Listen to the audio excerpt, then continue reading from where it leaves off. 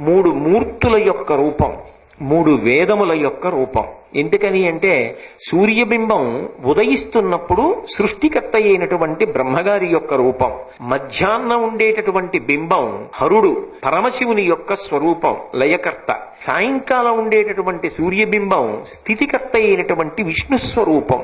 కాబట్టి బ్రహ్మ విష్ణు శివుల యొక్క సమిష్టి స్వరూపమే సూర్యబింబం.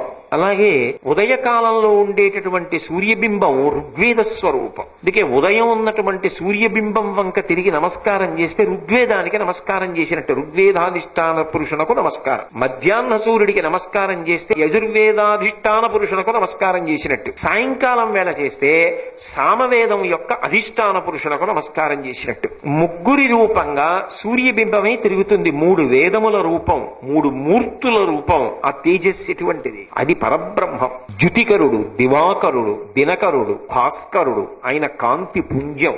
అటువంటి వాడు నడిచి వచ్చాడు. నడిచి వచ్చి అనుగ్రహిస్తున్నాడు అని తెలిసిపోతోందిగా.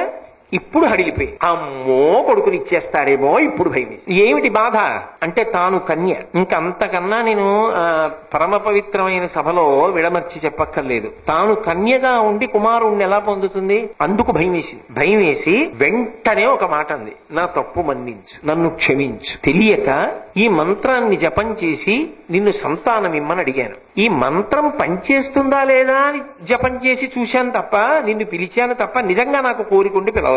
అందుకని చెప్పి నాకు సంతానం వద్దు అని ఏను మంత్రశక్తి ఎరుగక కోరితి కన్యకిదియు కోరగాదు నాక, నాకు గర్భమైన నా తల్లిదండ్రులు చుట్టములను నన్ను చూచి నగరే. నేను ఈ మంత్రం పనిచేస్తుందా లేదా అని నిన్ను పిలిచానంతే. నిజంగా వచ్చేసావు సంతానాన్ని ఇస్తావా ఏమి? ఇవ్వకుసుమా. ఎందుచేత కన్య గర్భవతి అయితే అది ఆమె యొక్క సమస్య ఒక్కటే కాదు. ఎంత గొప్ప విషయాన్ని ప్రతిపాదన చేస్తున్నారో చూడండి. కొన్ని కొన్ని వ్యక్తిగతములు కావు. అది నా వ్యక్తిగత విషయం అండి అని ధర్మం అంగీకరించలేదు. నా తల్లిదండ్రులు తల ఉంచుకుంటారు సిగ్గుతో. వాళ్ళ పిల్ల కన్యాగర్భాన్ని పొందింది అన్ననాడు నా తల్లిదండ్రుల యొక్క మాన మర్యాదలు నశించిపోతాయి. అంతేకాదు బంధువులందరూ ఫలానా వాళ్ళ పిల్ల కన్యాగర్భాన్ని పొందింది అంటారు. అన్నప్పుడు వాళ్ళు నవ్వినప్పుడు నా గౌరవం కాదు, నా తల్లిదండ్రుల గౌరవం పోయింది. అందున ఎవరు దత్తత స్వీకారం చేశాడు. పిల్లలు లేరని ఊరుకున్నా పోయేది నీలాంటి దుర్మార్గురాల్ని తెచ్చుకుంటా ఉంటారు. అంటారా అంటారా చటుక్కన? ఇంత దుర్మార్గురాలని తెలియక నీకు ఇచ్చానయా పెంచుకోమ్మని. నా పరువు కూడా తీసిందంటాడు. ఇప్పుడు మిగిలిన వాళ్ళకైతే ఒక్క తల్లిదండ్రులే. కుంతి విషయంలో ఇద్దరు తల్లిదండ్రులు ఏడవాలి. ఎప్పుడు గుర్తొస్తున్నాయి ఇవన్నీ కుంతీదేవికి? ఇప్పుడు గుర్తొస్తున్నాయి. ఇప్పుడంటే అప్పుడు. అది ఎప్పుడు? సూర్యుణ్ణి ప్రార్థించినప్పుడు. కాబట్టి ఆమె అంది, కాబట్టి నన్ను అనుగ్రహించు. అనుగ్రహించడం అంటే ఎలా? సంతానం ఇవ్వకుండా. ఇప్పుడు చిత్రం ఏమిటంటే అసలు దుర్వాసో మహర్షి దేనికి ఇచ్చారు? సంతానం పొందమని ఇచ్చారు. ఆవిడ ఈ మంత్రం చెప్పి ఏమడుగుతోంది? సంతానం వద్దంటూ. అసలు మహర్షి ఇచ్చినటువంటి దాన్ని మహర్షి ఇచ్చిన దానికి ఉపయోగిస్తోందా? ఉపయోగించడం లేదు. కాబట్టి ఇప్పుడు వద్దంది. ఆయన అన్నాడు, నాకు అర్థమైంది, కన్యాగర్భం అని కదా నువ్వు భయపడుతున్నావు. కానీ ఇప్పుడు నేను వచ్చిన తరువాత నాకు ఒక ధర్మం ఉంటుంది. అది దేవతా ధర్మం. ఒక్కొక్కరికి ఒక్కొక్క ధర్మం. వాళ్ళు ఆ ధర్మాన్ని అతిక్రమించడానికి వీల్లేదు. నేను నీకు దర్శనమిచ్చిన తరువాత, నేను వచ్చిన తరువాత ఆ మంత్రము యొక్క ఫలితం ఏదుంటుందో దాన్ని నేను ఇచ్చేసేయాలి. కాబట్టి ఆ ఫలితాన్ని ఇచ్చేస్తాను. కానీ నువ్వు బాధపడుతున్నటువంటి విషయములు ఏ ఉన్నాయో ఆ రెండిటి నుంచి నీకు రక్షణ కల్పిస్తాను. ఒకటి, సద్యోగర్భంలో నీకు పిల్లవాడు జన్మిస్తాడు. కాబట్టి నువ్వు కడుపున పిల్లవాడిని మొయ్యవలసిన అవసరం లేదు. ఇప్పుడే ఈ క్షణంలోనే నీకు పిల్లవాడు పుట్టేస్తాడు. రెండు, నీ కన్యాత్వము చెడదు. కాబట్టి నీ తల్లిదండ్రులు బాధపడక్కర్లేదు, నువ్వు బాధపడక్కర్లేదు. ఎందుకని? వివాహమైన తర్వాత భర్తని ద్రోహం చేశాను అని బెంగపెట్టుకోవలసిన అవసరం లేదు. నీ కన్యాత్వము చెడదు. సద్యోగర్భమునందు కుమారుడు జన్మిస్తాడు. నువ్వు ఏ రెండిటి గురించి భయపడ్డావో ఆ రెండిటి విషయంలో నీకు నేను భద్రత కల్పిస్తాను. కానీ నా ధర్మాన్ని అతిక్రమించకూడదు, మంత్రగౌరవం. కాబట్టి ఆ మంత్రాన్ని నువ్వు చెప్పినప్పుడు దానికి ఫలితాన్ని నేను ఇచ్చి వెళ్ళిపోవలసింది. మీరు ఒక్క విషయాన్ని కొంచెం జాగ్రత్తగా పరిశీలించండి. ఇందులో సూర్యుడికి అసలు కుంతీదేవి విషయంలో ఆవిడ దగ్గరికి వచ్చి ఆవిడికి సంతానాన్ని ఇద్దామని కానీ, ఆవిడ్ని చూసి ఆమె యందు ఏదైనా వ్యామోహాన్ని పొందడం కానీ జరిగిందా? అసలు సూర్యనారాయణమూర్తికి అటువంటి ఉద్దేశ్యమే లేదు. కుంతీదేవికి సూర్యుడికి భార్యనవ్వాలన్న కోరిక ఏమైనా కలిగిందా?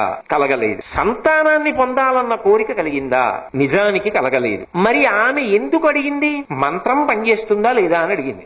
మంత్రం పనిచేస్తుందా లేదా అంటే అది పసితనంతో కూడుకున్న చేష్టితమా కాదా? బాల్య చేష్ట అంటారు. అంటే తగిన పరిణతి లేకుండా చేసే పని. మరి తాను మంత్రం ఇచ్చేటప్పుడు తన శిష్యురాలిగా స్వీకరించి మంత్రం ఇస్తున్నాడే దుర్వాసో మహర్షి, ఈ మంత్రాన్ని తీసుకుని మనసులో నిలబెట్టుకుని ఎప్పుడు ఉపయోగించాలో అప్పుడు ఉపయోగించడానికి కావలసినంత పరిణితి లేని పిల్ల అని దుర్వాసో మహర్షి ఆలోచించలేదా ఇచ్చేటప్పుడు? అలా అన్నాడు అంటే దుర్వాసో మహర్షి తప్పు. పుచ్చుకున్నా కూడా ఆమె ఆ మంత్రాన్ని పరిశీలించడం తప్పు. ఈ స్థితిలో నేను అసలు పరిశీలించకూడదు, దాని అవసరమే ఉంది, ఆ అవసరము నాకు కలుగకుండుగాక అని వదిలిపెట్టేస్తే జీవితంలో ఏమవుతుందని బలవంతంగా ఏం సంతానాన్ని ఇవ్వదుగా దేవతల వల్ల. మరి పరిశీలించిన కుంతి తప్ప, మహాప్రభో నేను కన్యని అని చెప్తున్నా, నా ధర్మం నాదే, సంతానాన్ని ఇస్తానని వచ్చి సంతానాన్ని ఇస్తున్న సూర్యుడి తప్ప. అంటే అక్కడ తప్పు ఎవరిది కాదు, అది దేవతల యొక్క ప్రణాళిక అని చెప్పవలసి ఉంటుంది.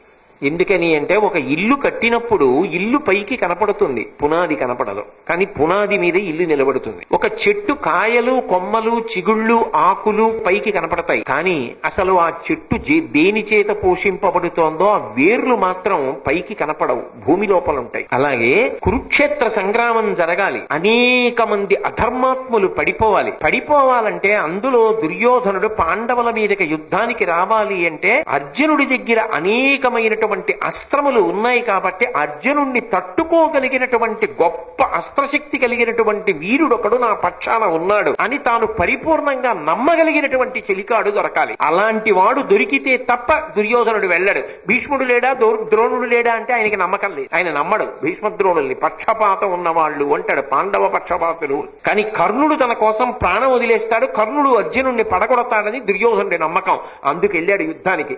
దుర్యోధనుడు యుద్ధానికి వెడితే తప్ప, దుర్యోధనుడితో మిగిలిన అధర్మాత్ములందరూ వెడితే తప్ప, కురుక్షేత్ర యుద్ధం జరిగితే తప్ప, అధర్మాత్ములందరూ పడిపోతే తప్ప ధర్మం నిలబడదు. ధర్మం నిలబడాలంటే కర్ణుడు పుట్టాలి, సూర్యాంశ సంభవుడై రావాలి. అలా వచ్చినటువంటి వాడు కన్యాగర్భం అవ్వాలి. కన్యాగర్భం అయితే ఏమవుతుంది? ఆమెకి ఇంత పరిణతి కలిగిన దానికి అనుకోకుండా అటువంటి ఆలోచన రావాలి. అటువంటి ఆలోచన కలిగి పిల్లాడు పుట్టాడు అనుకోండి, ఈ దేశమునందు ఒక గొప్ప ధర్మం ఉంది, కన్యాగర్భము గురించి భయపడతారు, ఎవ్వరూ ఇష్టపడరు. కాబట్టి కన్యగా ఆమె ఎలా అంగీకరిస్తుంది ఈ గర్భాన్ని? కాబట్టి ఆమె అంగీకరించదు. ఆయన ఎంత తేజోమూర్తి కానివ్వండి ఆమె వదిలిపెట్టేస్తుంది. ఎందుకని? రెండే పరిష్కారాలు ఉంటాయి, బిడ్డడితో కలిసి తాను శరీరం వదిలేయడం లేదా బిడ్డన్ని వదిలేయడం. ఇప్పుడు ఏం చేసింది? రెండిటిలో బిడ్డన్ని వదిలేస్తుంది. ఇప్పుడు వదిలేసిన తరువాత తాను ఎప్పుడూ కూడా ధైర్యంగా వీడు నా బిడ్డడు అని చెప్పదు. వీడు నా బిడ్డడు అని చెప్పకపోతే ఆ పిల్లవాడు ఎంత తేజోమూర్తి కానివ్వండి, కన్యాగర్భం కాబట్టి వాడు ఎటు చేరాడన్న దాన్ని బట్టి వాడి భవిష్యత్తు ఉంటుంది.